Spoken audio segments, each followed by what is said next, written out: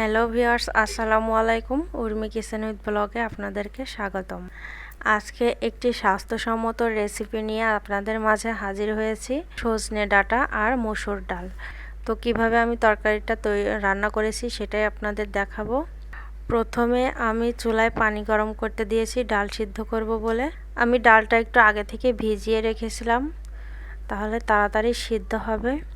আমি যে পানিটা গরম করতে দিয়েছিলাম তাতে আমি ডালগুলো সব ঢেলে দিলাম। একটু ঢাকা দিয়ে রেখেছিলাম খুব ভালোভাবে সিদ্ধ করার জন্য। এখন সিদ্ধ হয়ে এসেছে। দিয়ে দিচ্ছি 1 চামচ জিরা বাটা, আর রসুন বাটা 1 চামচ, আদা বাটা 1 চামচ, পরিমাণ মতো লবণ দিয়ে নিলাম, আর দিয়ে দিলাম 1 চামচ হলুদ গুঁড়া। দিয়ে দিচ্ছি ধনিয়া গুঁড়া 1 চামচ।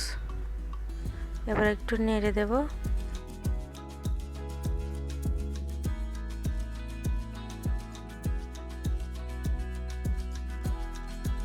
আমি একটু ডাল ঘুটনি দিয়ে ঘুটে নিচ্ছি।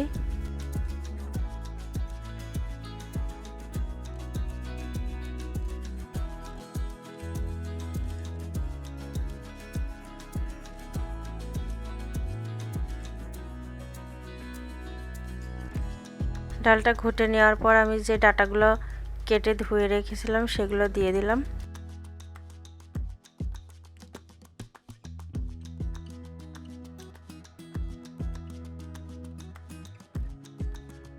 এইখানে একটা বড় সাইজের পেঁয়াজ কুচি দিয়ে দিলাম।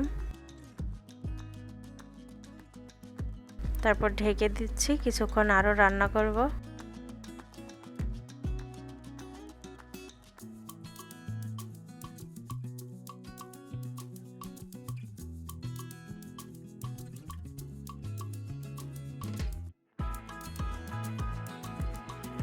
ঢাকনা খুলে নেড়ে দিলাম। ডাঁটাগুলো সিদ্ধ হয়ে এসেছে।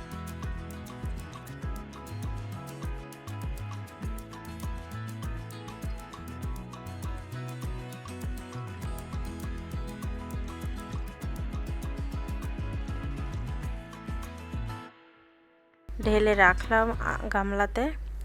এখন বাগার দিয়ে নেব। বাগার দেওয়ার জন্য এখানে রসুন কুচি, পেঁয়াজ কুচি, কয়েকটা শুকনো মরিচ নিয়ে নিয়েছি। মরিচগুলো একটু পরে দিলে বেশি ভালো হতো, আমি একটু আগেই দিয়ে ফেলেছিলাম, তাই মরিচগুলো এক পাশ করে রেখেছিলাম যাতে পুড়ে না যায়। এবার সবগুলো ভেজে নিলাম।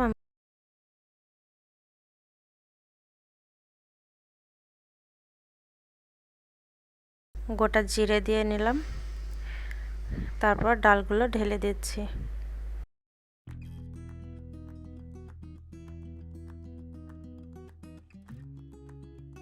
এখানে কতগুলো কাঁচামরিচ ফালি করে রেখেছিলাম সেগুলো দিয়ে দিলাম বাগার দেওয়ার পরে।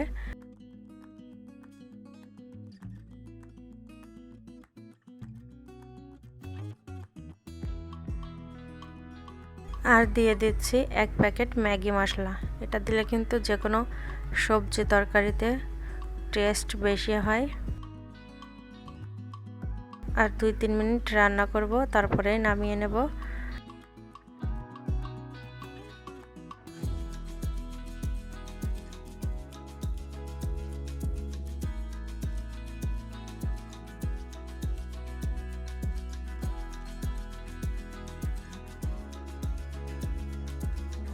গরমকালের জন্য এরকম রেসিপিগুলো করলে সবাই পছন্দ করবে।